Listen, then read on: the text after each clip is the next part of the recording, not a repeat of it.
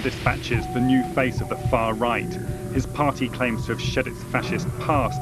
Now it's winning unprecedented support. But what does the rising star of the British National Party really think?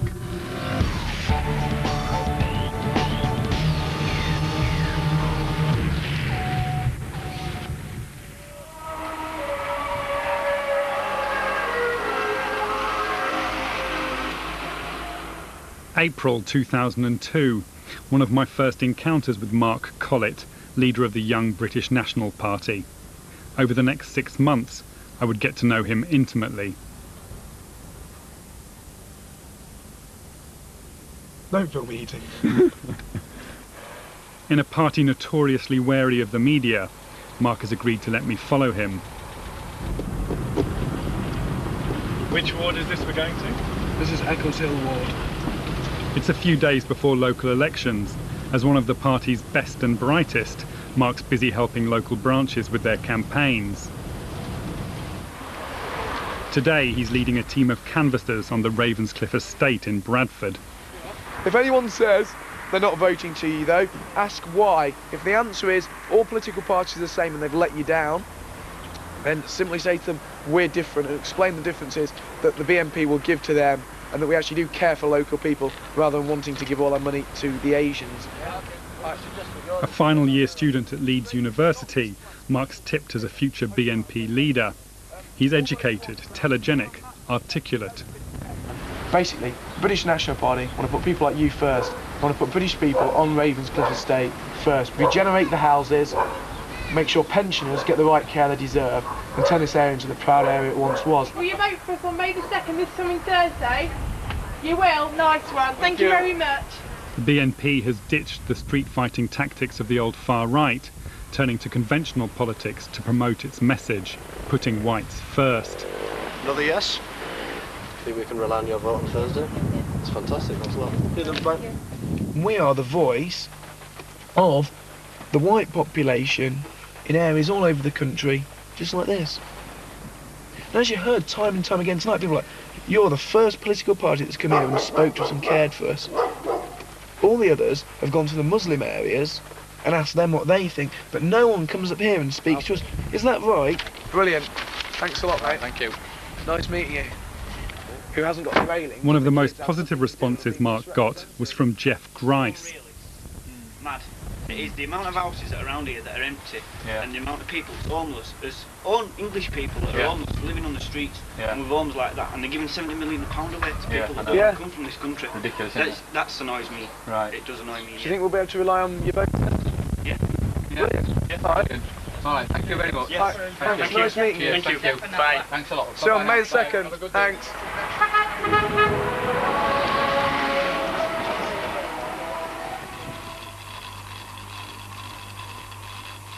Later, I went back to see Jeff.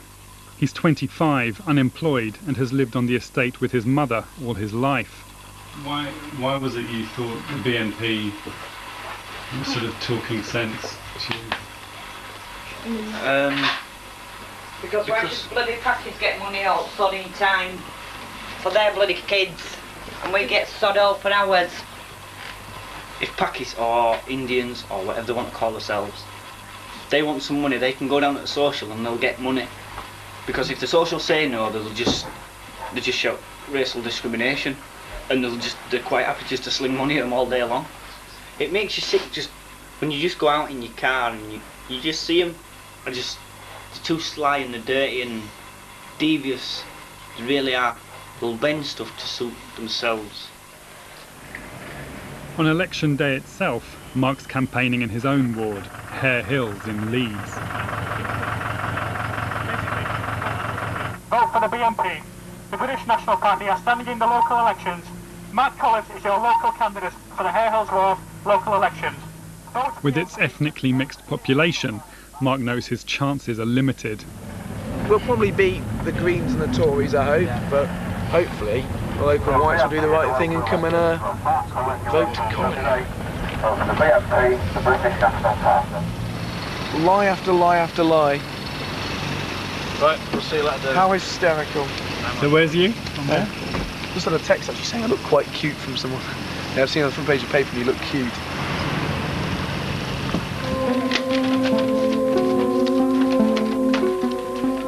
10 o'clock, Mark arrived at Leeds Town Hall for his count. The party had 68 candidates standing across England. And that night, the BNP took its most significant step toward power ever. Over in Burnley, 3 council seats were won by this party, whose ultimate aim is an all-white Britain. Declaration of the result of the election for the Hare Hills Board. For Javad Akhtar, Liberal Democrats, 2,184. For Mark Adrian Collett, British National Party, 209. Mark didn't come close to winning his seat. We easily beat the Tories. But he was putting a politician's spin on the result. I couldn't be happier. For the first time I ever stood, you know what I mean, to come third and beat two established parties into fourth and fifth. Nazi scum, off our street! Nazi scum! There's a lot of you tonight, mate. Nazi scum, off our street! Nazi scum! Outside, I was to see a different side to Mark.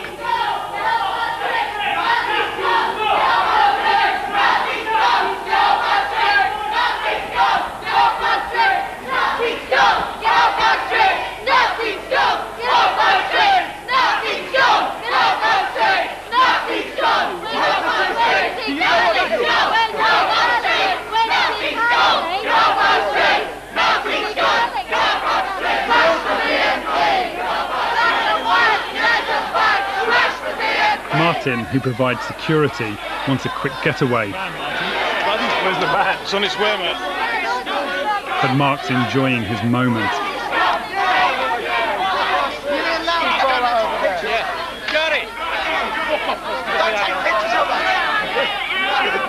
I could do this all night. Holocaust denier! Jew hater! Holocaust denier! Jew hater! You're a Nazi!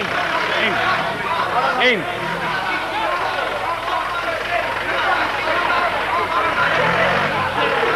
Come on. Take him. Come on, get him, mate. Get him.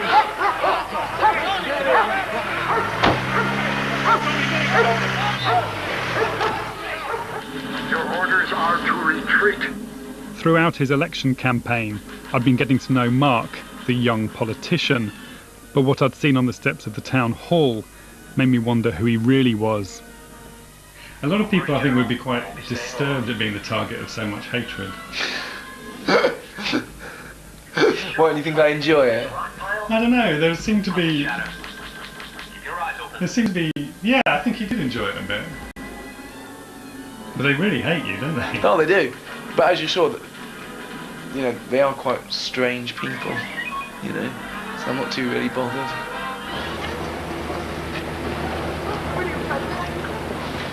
There's confrontation. BNP candidate Mark Collett squares up to protesters outside Leeds Town Hall. That is quite a good picture, actually, isn't it? What do you think to the picture? Yeah, very good. That picture, though, I've looked at the picture, mate. That is it. I just look like I'm really dealing with those protesters there. It looks so good. Mark appeared to think a lot about looking good. Do I look big enough to be lifting weights? Yeah, you do. From here you look very big, Mark. 4 times a week he worked out in his basement. He was keen for me to film him.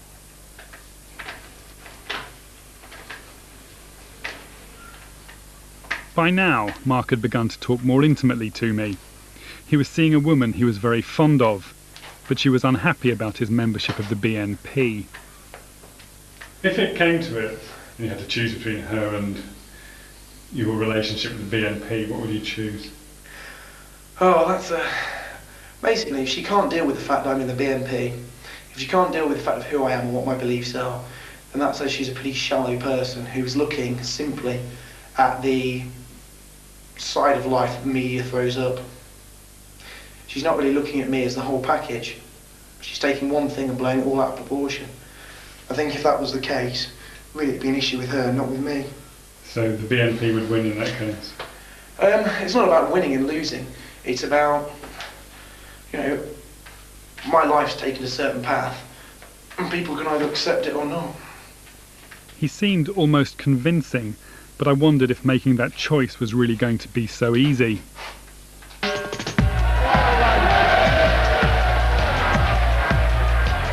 Early summer, the World Cup was at its height. We went to a local pub to watch England play Denmark. Mark wanted to be seen as an ordinary bloke, watching the footy and having a beer. He may have felt at home among the painted faces and patriotic chants. But no one here supports the BNP. Except for Mark and a handful of his mates. But Mark is always on the lookout for possible converts. 6% of Britain is non-white at this time. We are the majority. But that will change. Sooner or later we're going to be a minority in our own country. That should no way happen. I reckon in 20 years' time we're going to be a minority. Well, basically, the BNP is just like what we say, like vote for us, and we're like the voice of Britain, we're like the voice of working people like yourself. Mark clearly enjoyed being filmed. But I'd been aware for some time that there were things he'd say only when he thought the camera was off. As the match went on, he began to confide in me. This time, I decided to leave the camera running. We're like grains of sand on a beach, Your soul is like a grain of sand, And there's certain grains of sand that aren't great, they're rocks. Does it ever star or whatever, you'll never get swept away. And their souls are only kept alive by one thing, and that's other souls remembering them, other souls worshipping them. Hitler's still alive, right? So to Stalin, so to Churchill. Hitler will live on forever. I mean, maybe I will. Mark's comments in the pub raised more questions about his true beliefs. Such a mess. Such a mess. So when I went to see him a week later, I arrived with the camera rolling. I've not had a chance to clean up. Almost immediately, Mark began to talk candidly. His views were so distorted, I wasn't sure how to react. Say that though, black men are, what is it? It's like 60 times more likely to have AIDS than a white man. Really? Their genes, by nature, are more sort of promiscuous. I mean, I remember at the time when AIDS first came out, my dad said it. He said at the time they should have just got the first couple of weeks with AIDS, dragged them off for a bullet in the head and just forgotten about it. But at the time it was like, oh no, you got to treat them as human beings.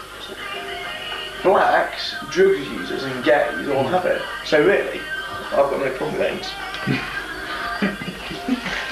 But I would call it a friendly disease. Back on camera, things were very different. You getting the music?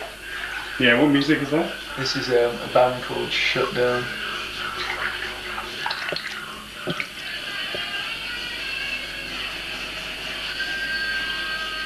Everyone cuts themselves at least once when they're shaving, but I realise that I will look quite good if I manage to avoid that. I mean, I don't think really I've lost sort of like who I am in like the politics at all. But I'm not big-headed with it. I'm not like not those footballers and people like that. Yeah. You get like a second division nobody footballer, and he thinks he's the boy and swaggers around and like twats people in town and stuff. You know. Yeah. I'm not really become a or anything. You got? Yeah, that's right. Go ahead. Do you reckon the comedy Homer Simpson boxers are the ones for today? Is it that kind of day? It is, yeah. It's not a day for the serious silk boxer shorts, is it? No, I think it's a Homer Simpson type day. Do I get a shot of my body as I got the tan? Go on then, yeah. No! Did you go away?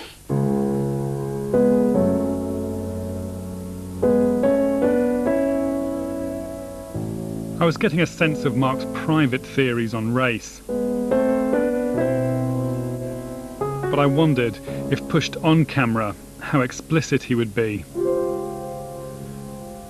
Well, white people, across the ages, for 40,000 years, different races lived in virtual isolation around the planet. In those 40,000 years, some races went on, well, the white race went on to create civilization, beauty, poetry, music, paintings, all of such wondrous artistic merit. I'm not sure quite how you would break up the definition of the white race. Well, basically, it's like this. Across Europe, there were small variations in culture. Like Germans have slightly similar national dress, French do as well. Slightly different food. Like we have more potato-based meals, where the French have pasta-based, and so do the Italians. Right. In France and Italy, there's a lot more pasta-based dishes, isn't there? Sure. So But we if have there's a potato- wave of French and Italian immigration to Britain, Well, the thing is, there isn't really waves of white immigration. Whites tend to stay more or less put, and they have done for the past 1,000 to 2,000 years, other than, say, like Roman Empire and stuff like that. But mainly, they've stayed more or less put. so where do Jews fit into this? Oh, wow, whacking the usual questions, get the Jews in there. No, but I mean, it's... I genuinely intended not to ask it, because I know you get asked it all the time, but This is a boring question. Do I really have to answer this? You do, because they tend... Well, Jews classify themselves as a race of people. But they're white. Well, primarily. Jews actually... The Jewish community classes themselves as a race. Jews are slightly darker skin tone than whites, slightly sort of... They range sort of slightly lighter than Arabs, but not usually as white as light skin colour. There's many different facial definitions. Differences. Differences to define them away from, say, a traditionally Western European look. Right. Okay. And that's recognisable. I think it's highly recognisable for people who are genuinely Jewish of racial descent. Yes. People like me. I'm Jewish by racial descent, but Mark hadn't realised. Your bedroom's nice and tidy. July, and Mark's parents have arrived in Leeds for his graduation ceremony. So, this is the day I've waited for since you was 11 weeks old. Mark. Don't film now. Oh, go on, it's nice. They're not dressed smart enough. I don't believe he's saying that about me. I'm not dressed smart enough. Knowing they were close, I'd been keen to meet them. And they, it seemed, were keen to make me one of the family. Oh, right. So he's Uncle David today. I was going to say. Oh, right. Yeah. Oh, I see. But he does look quite like me. Yeah. He does, actually. There's a similarity with the nose, isn't there? Oh, shut up. Actually, it does say. There is actually, David. On campus at least 1.5 hours before your ceremony is due to commence. Mark. You were saying that this has been a dream of yours or something? Yes, it has been a dream of mine ever since he was 11 weeks old. Really? What happened at 11 weeks old? Why 11 weeks old? Well, I telephoned the local prep school. Oh, really? And put his name down at the prep school, and that was the start of it, really. And it was my dream, yeah, definitely. So you're excited? Am I excited? Yeah. Yes, excited and proud. Let me look at you. You look Would you wonderful. like to tie a knot? Is that okay? Yeah, it's lovely, darling. Okay. Let the day of family fun commence. Yeah, I've got a couple of minutes. Yeah. On the way to the university, Mark gave an impromptu newspaper interview. Are you doing an article about me? Good. The white people across Europe are all being put down, and they're all being betrayed by the same kind of breed of politicians who all stick. He just goes into his other mode when, like, he's on to his party bit now, isn't it? And it's not always we see that side of it. Basically, not even enough people turned up to make the meeting before, so they had to hold it again. But there's plenty for a load of scavenging asylum seekers. I have occasionally when he's been at home That was during the Sunday the holidays. Times. Oh. Left-wing Mark. What's that? He said it's the Sunday Times. I mean, I don't it's know who another left-wing paper, isn't it? The Times. Lloyd's me.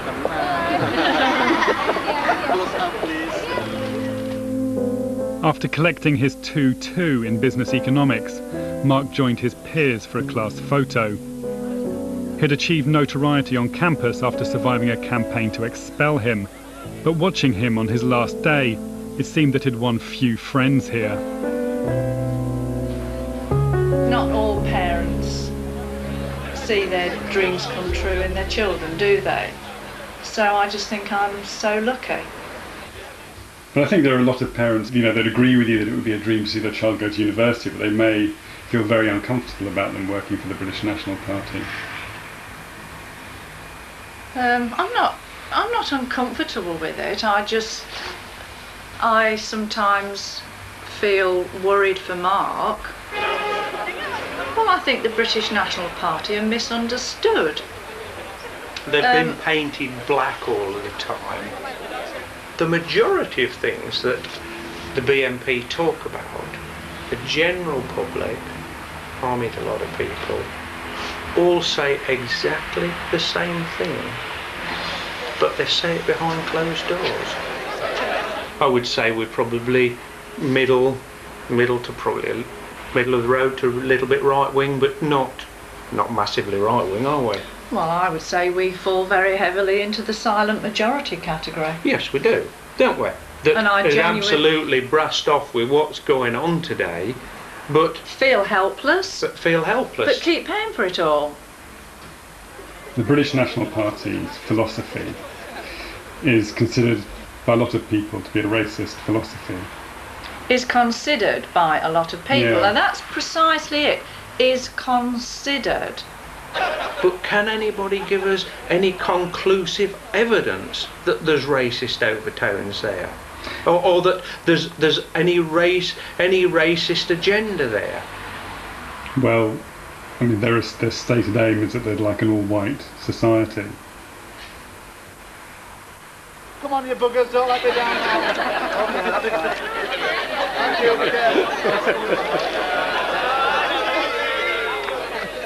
you, Mark walked away from student life and straight into the arms of the party.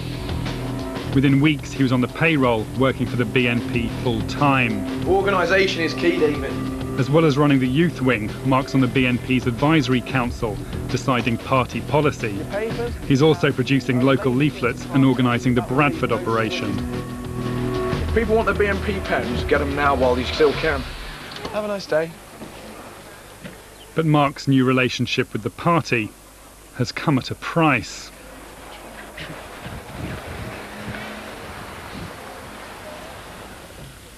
There you go, love. Have a nice day. Sun's just come out for you. That girlfriend he was so fond of doesn't want to see him anymore. Did you love her? Did I love her? No. Well, can we not just... She gave me a choice. She was like, leave the BNP for me, basically, and we'll, be together.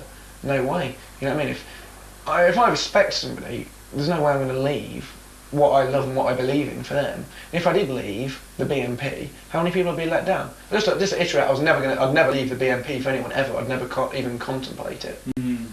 If she took a look at her life and started acting in a sensible, normal way, I think, she would be a very nice girl. Can you not think that she maybe thought exactly the same about you? No. As well as taking on new party responsibilities, Mark's moving house. The BNP will be paying the rent. His new home is in a better part of Leeds, where there seems to be a strong sense of community.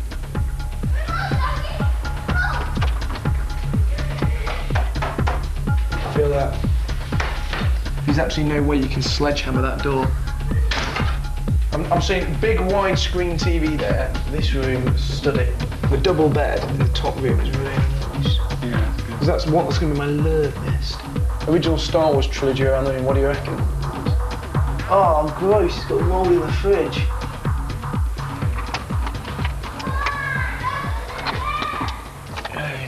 I think it's quite nice. This one feels more of a community around here than where you are at the moment. Yeah, maybe so, but not white community. Mark seemed prepared to tolerate the diversity of his new neighbourhood. But that night, while out drinking, something happened that he found harder to swallow. I went to talk to him the following morning.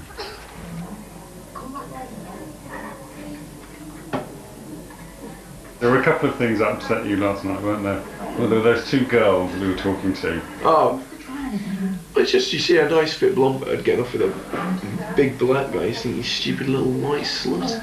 That's what I think. It's like a fad, they think it's cool. To them it's an accessory, like a Gucci bag. I just think, you brain dead white slag. But don't you think she just found him attractive? The particular one we're talking about was a particularly repugnant black, I thought. No, you see, no, I failed to see why anyone could find attractive about him.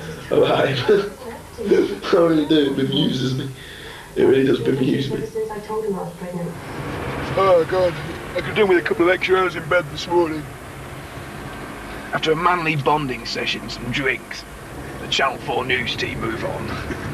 That was my newscaster voice. That was very good. Do some of your other impressions then. I do my Alan Partridge, that's my... but I have to think of a great Partridge. I like the one where he's walking down the street singing Goldfinger, that was quite good. Goldfinger. I'm not going to do it. Go on. I don't do any of my Partridges. Goldfinger. He's the man with the mightiest, a spider's touch. Mark and I shared an affection for Steve Coogan, but later in the drive he began discussing another of his heroes. I'd love to meet Johnny Adair though. I'd really like to meet him. Johnny Adair, otherwise known as Mad Dog, is Belfast's leading loyalist paramilitary, convicted for directing terrorism. Why not? Mark saw parallels between Northern Ireland and Northern England. Do you really think bits of Oldham and Bradford could become like that? Yeah, definitely. I just think there will be. I think there's going to be a lot of bloodshed, to be honest. It's going to be a big mess. Asian gangs are attacking white lads and driving them out, but it's only so much will the white community take. And with the economic slump coming as well, when it all hits, there will be militant gangs of lads formed around people like me, and then I will eventually become, in essence, not a Johnny Adair or Billy Wright maybe, but I will become leaders that people will cluster around in those areas, and people will, fight alongside me. Hiya, Nick. How's it going? Mark's unguarded disclosures were becoming more frequent, and in the days to come, they would become even more extreme. A lot of Mark Collett's time is now spent shuttling around Yorkshire, visiting British National Party branches. It was on these long drives, when Mark believed the camera was off, that I'd been getting real insights into his beliefs. On one trip, he started talking about Hitler's Germany. National Socialism was the best solution for German people back in the 1930s. It's not the solution for British people in 2002. When people say, do you take inspiration from that? I mean, I honestly can't understand how a man seeing the inner city hell of today can't look back on that era with a certain nostalgia there.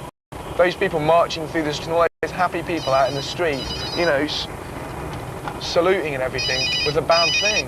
Now, I honestly can't see how anyone can look round on this on this nightmarish society in places like Bradford, Birmingham, and think, Germany in the 1930s was worse than that, because it wasn't, was it? Honestly though, would you prefer your kid growing up in Oldham and Burnley or 1930s Germany? I mean, the thing is, a lot of people say that it was fine as long as you weren't Jewish in Germany in the 1930s. Yeah, well, fair enough, but from my point of view, and it must be from your point of view, it would be better for your child to grow up there, wouldn't it? Yeah. And we all know that the Jews had given the German people a bit of a whipping, and one of the people felt were in their sides. And look, I'm going to level with you. I'll never say this on camera, yeah? And you can say this to whoever you want, because it's true. The Jews have been thrown out of every country, including England. There's not a single European country the Jews have not been thrown out of. Let's face it, David, when it happens that many times, it's not just persecution. There's no smoke without fire.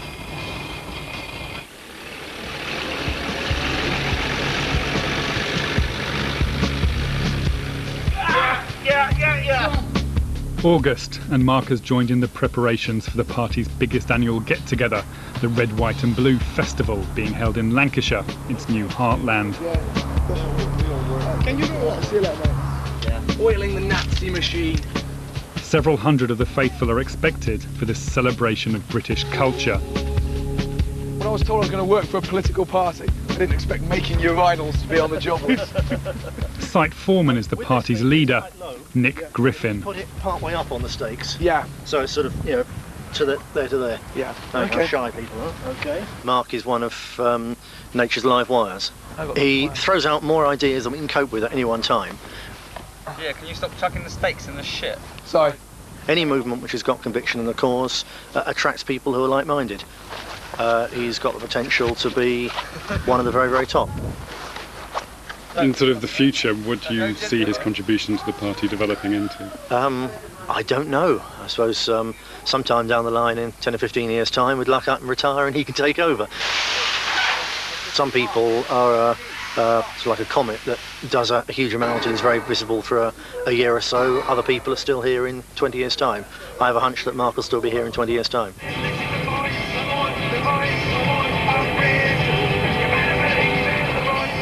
After helping with the preparations for Red, White and Blue, Mark treated me to a preview of his latest marketing idea, CDs of his own ideological speeches. His first work is in story form. Hello. Our tale begins. A young man by the name of Tim awoke one morning, and as he watched the morning news... Tim's a student who's told he's sick. He paid a visit to an evil doctor called Goldfinch, who just prescribed mysterious blue pills that made Tim feel worse.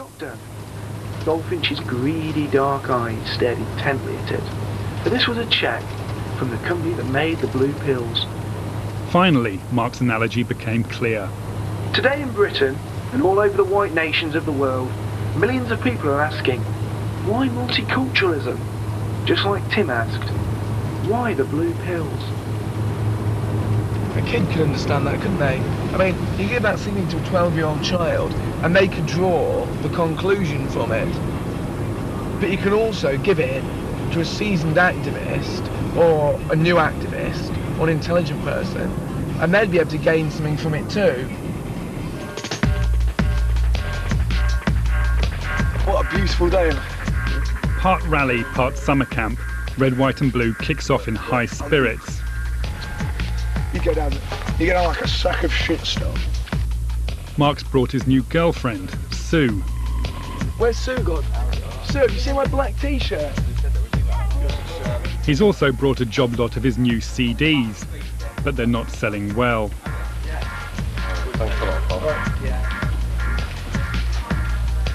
Fortunately, he's got some support from Amy, his sister. I got the looks, he got the brain. She's taken over the marketing. Go on, I'll buy one, mate. I won't be a mean.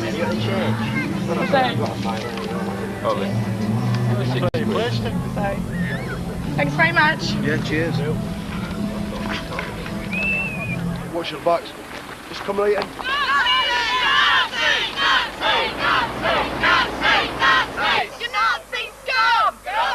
The Anti-Nazi League is here too, doggedly trying to unmask its adversaries. While the BNP claims to have ditched its pro-Nazi image, the protesters say the transformation is barely even cosmetic. And if you know what to look for, there are coded displays of the party's true affections. Small, yeah. The Odal rune, chosen by Mark as the logo for the young BNP, was adopted by sections of the SS. As was the Laban rune, seen here on Sadie's t-shirt. They appear to be innocuous, but on Starkey's shirt, 8 stands for the 8th letter of the alphabet. HH, Heil Hitler. Other signs are more obvious.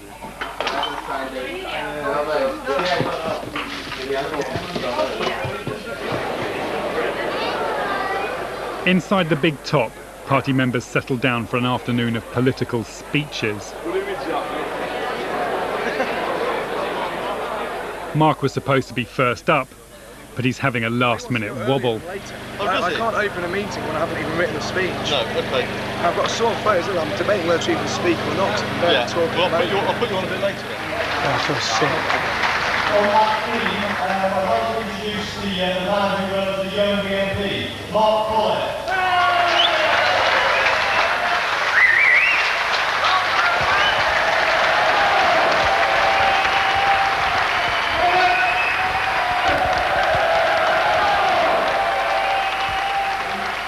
A young girl tapped me on the shoulder, and I turned around and looked at this creature, a dreadlocked white slag, who called...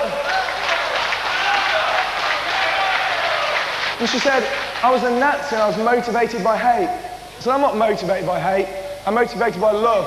Love for my culture, my heritage, and my race. And she said, white people don't have culture. She said, white people don't have a history. We've stolen it all from the non-whites. And she told me she had a non-white boyfriend. And him and his kind, they're enriching this country. And I'll tell you one thing. Over 40,000 years, her boyfriend and his kind have achieved the same level of culture that our ancestors had when we shared this country with the woolly mammoth.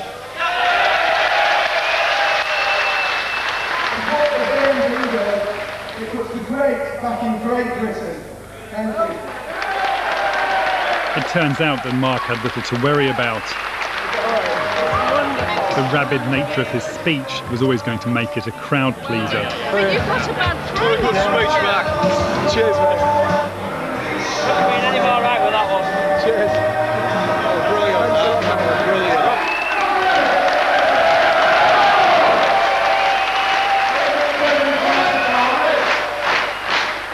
The BNP, Nick Griffin's nationalist army, now believes it's marching towards power, inspired by its electoral success.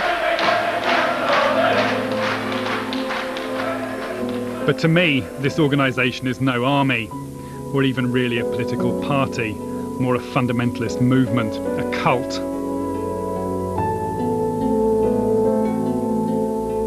And within it, the followers, isolated from the rest of society, find a real sense of belonging.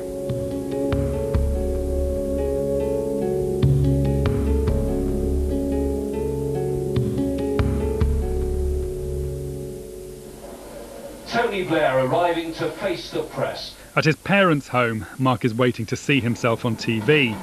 His latest project, a poster campaign aimed at school children, has provoked a flurry of media interest.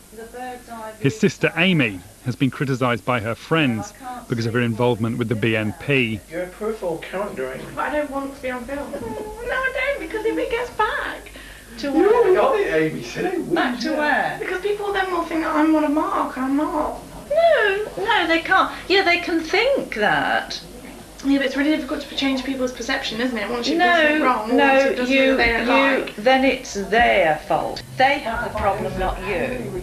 1 minute you're happy to be BNP, the next minute you're not. I've never. No, she's never been BNP. Amy, you have, you will. Yeah, I involved myself to support you. Amy, this is not the time or the place to be doing all this, is it? No. So shut If you it. don't want to be filmed, Amy, then you have to go out the room. It's that's you know, it's as simple as that. You know, you've obviously got. Struggling to vet thousands of applications. But anyway, I'm a bit nervous because I'm about to be on Channel 5. Back to school before checks are complete. The British National Party has been criticised after launching a competition for kids to design posters showing whites as the main victims of racist attacks. We're trying to highlight that the media covers up racist attacks against whites, and this poster simply states that racism cuts both ways and that it does affect white people as well. Mark's always been adored within his family. But when his close relationships conflict with his beliefs, he gets angry and feels betrayed. Fuck you, fuck it. And this anger appears to have no limits. In his car, Mark suddenly started talking about that ex-girlfriend. I like to break people. It's when you've got somebody, when you break them, when you've sucked the last bit of life out of them. That's it. Never crush her, because that doesn't hurt the most. Just everything that she cares about, everything dear to her is crushed. in a very realistic way. When people say I am evil, you know what I mean? Yeah, I am. But it all depends. I'm either the sweetest angel or the most evil demon you've ever encountered. Just depends which side you push me. Never kill people, yeah. Push them to the point of despair where they do it themselves. So that's when you've really won. When you've broken them down to the final level when there's nothing worth living for, and they do it themselves. There's no blood on your hands then. You just won. Hey, London Zoo's over there, mate! Fucking bastards! Keep going, keep moving please, gents, keep moving! You fucking god! On September the 11th, Mark led a demonstration outside a London mosque. An Islamic conference was being held to mark the terrorist attacks on America. We're not doing anything radical, we're not causing trouble, we're not trying to cause a stir. We're simply here making a protest against something I think most of the British people would find sick and offensive. Okay, thank you. Thanks a lot.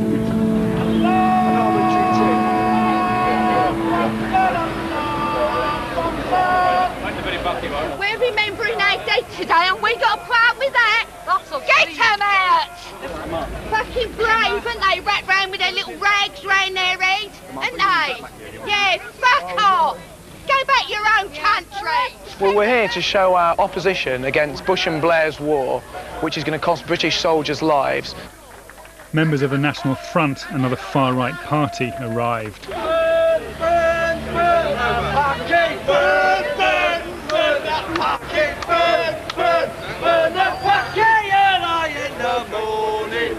The mood became more ugly, but Mark seemed in his element. I call on the members of Halo! Waterson, you're a freak! You haven't even got an opinion! Quite funny they're chatting black and white unite and fight, since they're all white over there. Yeah, you don't see the Muslims in the mosque jumping in with them, do you? Race traitors. This was the old far right in action. But I could see little difference between Mark's repackaged BNP and the neo-Nazi NF. I knew there were at least Nazi sympathies within the BNP, and I had evidence on tape. For months I'd let Mark's views go unchallenged, knowing that a confrontation would jeopardise our relationship. So I went back to see him for what would be our last encounter. I don't really have any affection for Hitler at all. I mean, you can say I do. There's no Nazi paraphernalia around my house. It's not to do with Nazi paraphernalia around your house. It's to do with the things you've said to me. Well, you know, we can say that I've said things and I can deny them, but which I'm sure we can go into. But I have no great affection for Hitler or the Third Reich. You have told me that Hitler's Germany, 1930s Germany, was a better place to bring up children than Oldham is in 2002. You've told me that you can't understand how, when people look at the Nazis marching and saluting in the street, they can fail to be inspired and feel a sense of nostalgia for that. And that National Socialism was the best solution for Germany in the 30s. When did I say these things? Have you got any evidence of me saying these things? You said these things to me in your car on a trip to Bradford. Did I say these things? Where's your evidence of saying these things? Mark, don't... Where is your evidence of... Mark, why do you think I remember these things so well? Well, you can say anyone said things like this, but without evidence, how can we? Okay, if I had evidence of you having said that, would this change the conversation? If you had evidence of me saying that, then obviously I would have said it. Okay, Mark, you said it, and it was all recorded. Really? Yes. Well, can you leave my house, please? I don't know what to say. You've betrayed me. You know what I mean? We were talking personally about things, and I was talking about, you know what I mean? Mark, as a journalist, I have a responsibility to report what I find, and what I found in you was somebody who was a very deep and complex character, but had a real affection for Nazis. Can I answer this in a minute? Can we take this off and answer it in a minute? I've got to David, after all we've done together, can we stop that playing? No, I can't stop. I'm sorry, I can't stop it filming. I've got a. There's a few other things which I want to talk to you about as well. What, that's been said or done? That's been said and done, yeah. And you recorded everything? I haven't recorded everything, no, but I've recorded quite a lot of things. Can we turn it off? I can't turn it off, no. Can you just for 5 minutes? No. I just want to say a couple of things to you. Okay, well let's refinish the I'm just going to ring Nick and quit from the party. I'm just going to quit my role in the party. Nick, can you turn that off while I do that? Well, maybe we'll finish the interview and then you should do that, Mark. When Mark came back, he insisted I turn the camera off. Can you just turn it off for 5 minutes while I just say some things I've got to say to you? We talked for more than an hour. Eventually, he agreed to continue the interview. Start with the questions about... I'm going to answer all your questions honestly now. Are you? You want to... You scrap... What was on that tape, yeah? The shock and everything. Let's scrap that and let's get on with it, answering this properly. Okay, well... Start with telling me about your affection for Nazi Germany then. You're referring to what I said in the car.